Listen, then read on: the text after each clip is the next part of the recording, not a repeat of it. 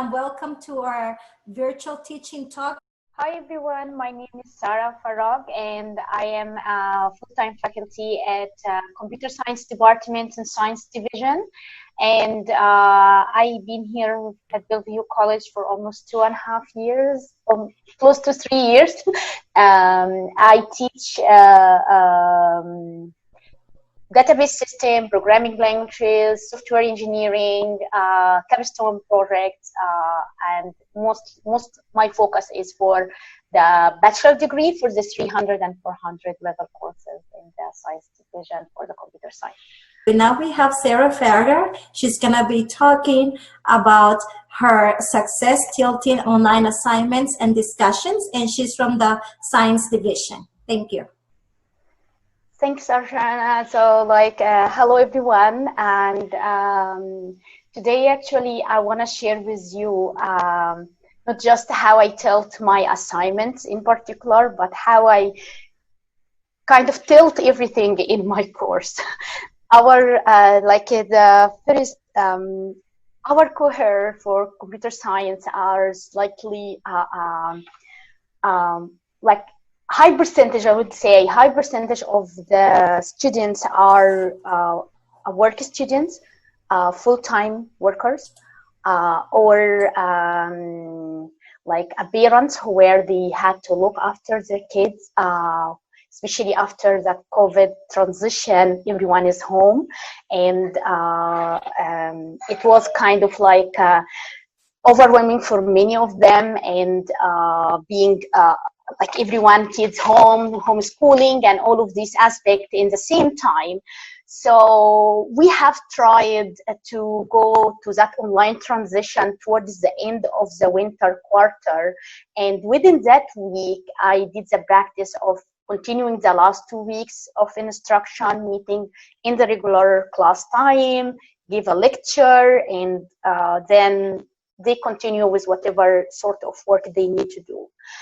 But as the period getting longer and we start to think about the spring quarter, and I know the whole entire quarter we have to be home, I changed my plan based on my audience need, and I know all the needs, they can't make it in a regular school time, the class time from 10 to 11 or 10 to 11:30 every day, where we meet. They have to focus on the screen, focus to my lecture, and also all the full house around them. So I decided I will go completely online with my courses. So it was a big transition. And one of the challenges that I had in that time is just to think, how can I support them as individuals? Like, I don't meet with them. How can I get to know the struggle in something, and so on and so forth? So how can I make that equitable environment back again as what we had in the classroom, where I decided I'm not gonna meet until maybe twice during the quarter, in addition to my office hours that is available 5 hours a week for them to jump in and join me. So I already been experiment to play with tilting a lot of my assignments, and I had the chance to attend with Jen the workshop during the winter before the COVID starts, that in the transparent and relevant assessment training, and it was really helpful for me. The training inspired me to use that tilting concept in the whole entire design of the course in all aspects. I even start to use Jen kindly. She shared the template she used for the designing the curriculum within the training itself, and this is the same template pretty much I used within my course. So the idea is I was want to make sure my students, as I am going to offer all the material early in the week as a module style, early in the week, they have everything clear and very not kind of challenge for them to find what we need to learn today and like what I need to read, where is the recording, where is the assessment, what is assignment related to what module, and like get to jump around on Canvas. So I designed my module in a way where this is my example for one of the modules. Every start of each module, this is my landing page. This is where the students know today is the start of new module.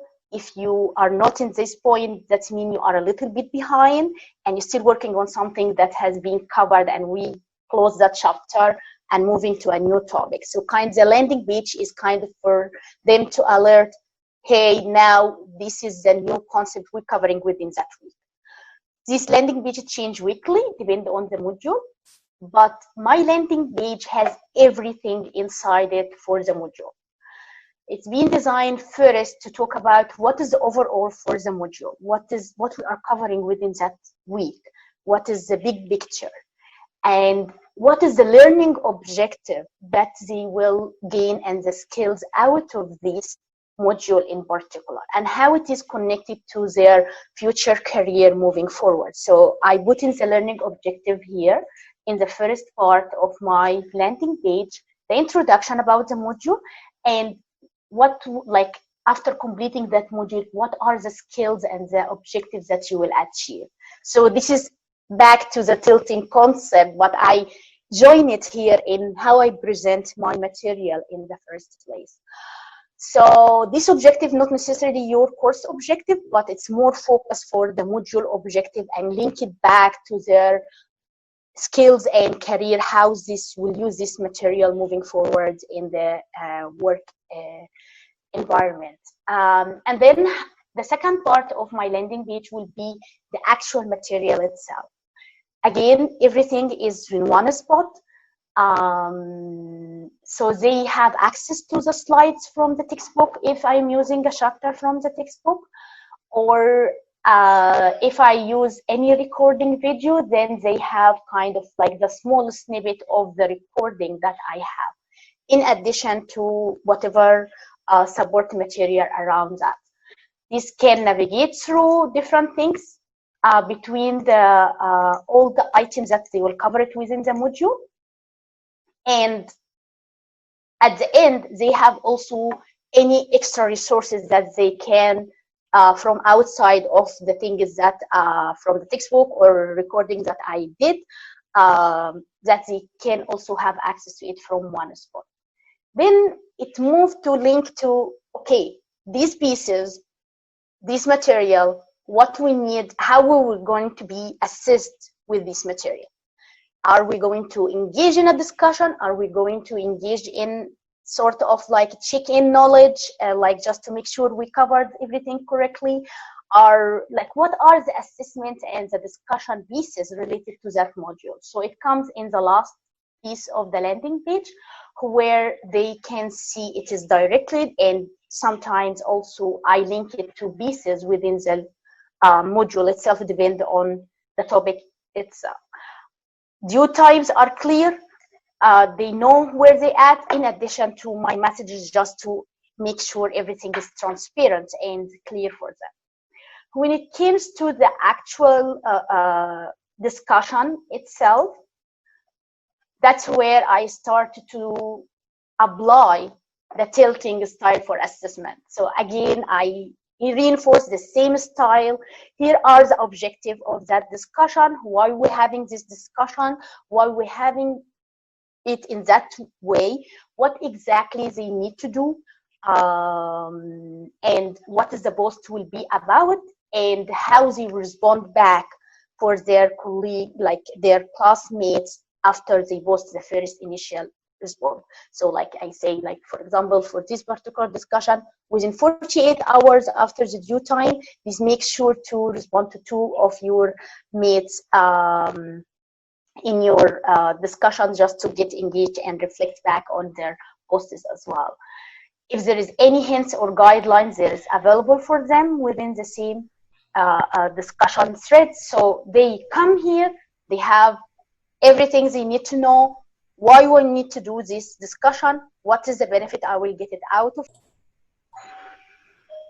Yeah, sorry about that. I didn't notice. Yeah, so here in that discussion in particular, here is the objective of this discussion is listed. The introduction about what we are going to do, like link it to some scenarios that they have been working on from the modules and their skills that they will carry over. What is the post, what exactly they are going to post for their contribution piece, and how they will respond back for their colleagues. And if this piece is graded, how it's going to be graded. So the discussion is attached with the rubric, and they have access to the rubric from there within the discussion as well. So they get to know how they will be graded based on this discussion. So I apply the same style for tilting within the modules, within the discussion, within the assignment itself. It took a long time for me, to be honest. At the start, especially, I was building on the go, but I get a really good feedback from the students that they never get confused what they need to do. Very few that they get confused, and I was easily can identify them that from their interaction on the assessment itself that seems like something that is not clear.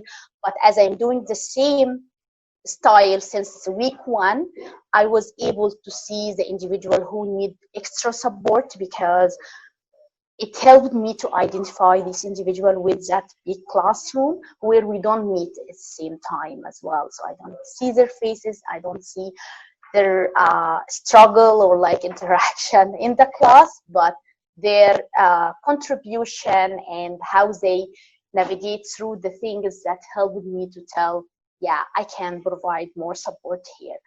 I even applied that for same style for the concept when we have, I try to build that community environment within the class itself. So, okay, this is my material. So in normal classroom, you normally take notes from my lecture. So I'm sure as you're listening to videos or reading through the papers or anything, you still take some notes. So I encourage them to share these notes in the discussion board, and I tilt the post for the discussion board for even like how they share this. So if I go here to one example, I try to make clear. So in the discussion here,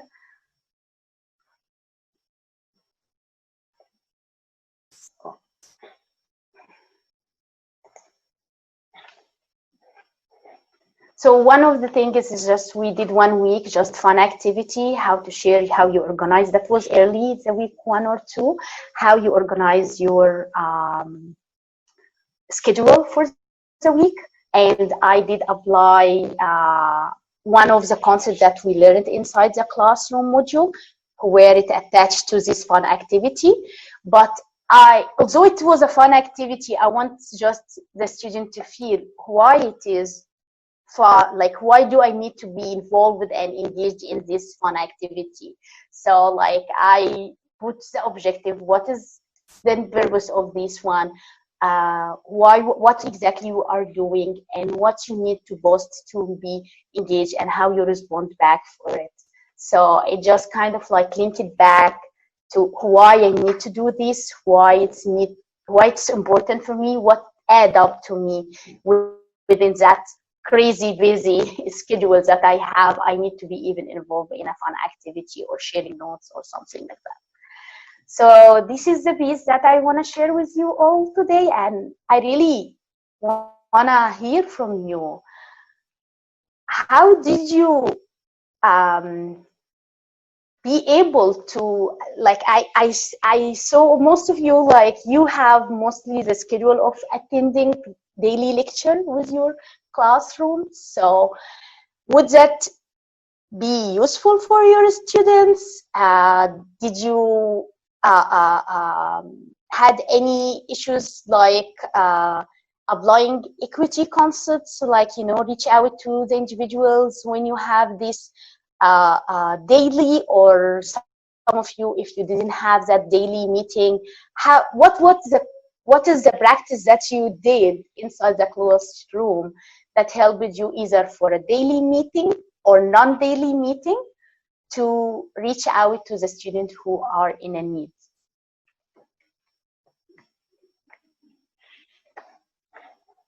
So it's like, yeah. Sarah, thank you so much for sharing this. And one of the things, as you mentioned, how do I reach out to my students? One of the techniques I'm using is like you're doing with the discussions, because I meet my students daily through Zoom. There's that 5 minutes at the beginning for a warm-up, question and answer. And if they have a discussion due that week, I like to share my screen with my students and show them the rubric of the discussion. And I like how organized you have the purpose and the task for the discussion. So students are aware. Maybe on the first discussion, they may not do it perfectly, but I know that for the second and third one, they're going to be ready because they know there's consistency in the grading and the criteria. And that's one of the things I like to do. And that's why I do my Zoom classes daily. I don't require the daily classes because I don't think it's equitable. But those 10, 15 students that come every day, they know what's happening, and they will tell their classmates because sometimes they share their phone number. So whatever I'm discussing with them, they share with their classmates. And I like what you're doing with the discussion. Thank you so much for that. It's a reinforcement for me that I'm doing it correctly. And thank you, Jen, for have facilitated the tilting workshops in the past. Sure, Sarah. Now I need to come and sit with you and see you've taken what I do to a whole nother level. So I love that. Nice job. Thank you. So like, I don't know, I found myself like meeting with the students in a daily regular classroom time. Well, I have a full house myself and the students have the same. This is kind of like was hard in the online transition, and that's why I tried to shift that to completely online, where everything is transparent as much as possible. But I'm really interested to hear about your experience on having that daily schedule as usual. How did it work for you, and how did you find that is just also how the student take it? Like, were they okay? Like, they can make it attendance wise and stuff like this. Can I ask a quick question? I'm not really responding to the question you just read, but can I ask a quick question? Yeah, absolutely. Yeah, I also took a Jan and Achana's tilt class a while ago. I really love it and tilted my assignments and receive way fewer questions and, provide more clarity on assignments to students. I really appreciate hearing some of the ideas again. And also, I really love, Sarah, how you added very clear but simple rubric to, an assignment like this. My question is, do you mind sharing your rubric with us? Yeah. That one, yeah. Thank you. Yeah, absolutely. Yeah, I can share it with Arshana. It's actually, the rubric is different from one discussion to another, but I can take a couple of examples, share it with Arshana, and Arshana can share it with the rest of you. Thank you. And you can adjust it based on your needs. Yeah, I especially love that you integrate this time management piece in this rubric, because I also have discussion board post assignments where they have to make a response within a such period of time, and I sometimes struggle with students losing track and I see, not only in virtual learning space, but also in college in general, how important, and my students realize it too, how important time management is as a skill. And they mentioned it so many times during their mid-quarter and end of quarter reflections. I really love that you're making it part of the rubric. And because, one of the roles rubrics play is also something that's education, not only for assessment, but education that give tips, give students, scaffolding on how to get to there, so I really love it. I would really appreciate if you can share that rubric. Yeah, absolutely. Happy to do that. And I want to actually thank the one who introduced this concept for me, and I get that inspiration from was Arshana. Another workshop I attended with her, the High Five. because that's how we did it in the high five. She was like, we were all working and like busy, and she was encouraging us, okay, within the 48 hours thing, just get back and respond to your mates who are attending the same workshop. So I myself tried when I was taking that workshop, and I found the value of it, and that's where it inspired me to take it over to my classes. So thank you, Arshana. Thank you, Actually, Sarah. And that tilting section was based on Jen Anderson's workshop that because we work together in Faculty Commons, we're such a great group that we help one another, and we just combine what's best and what's the best teaching strategy for students and for us, because we want to increase retention. And if students feel this, that there is clear, they're going to be more eager to complete not just that assignment, all of the assignments in our classroom. And just it's a road for success. Yeah, but you guys turned tilt in all capital letters from a noun into a verb, so that's like very impressive in and of itself, right? I tilted it. Yeah, absolutely, Mike. I really agree with you with that. It's just like when I start to think about this process, I start first small, just assessment, and then, as you mentioned, see, like I really found it's useful in all the aspects. And I will be honest and open here. One of the things that was scary for me is the student feedback after the spring, because it's complete big challenging environment and big transition for what they get used to it. And I want to say I really get a good and absolutely amazing feedback, although it was completely different than what we do in the classroom. It's completely online, but they really like it, and they found it's really smooth and easy for them to follow and be engaged and feel why we doing this. So the why is start to be more clear by doing that concept. And I'm really thankful for getting the opportunity to attend the workshops before that happened. Thank you so much, Sarah.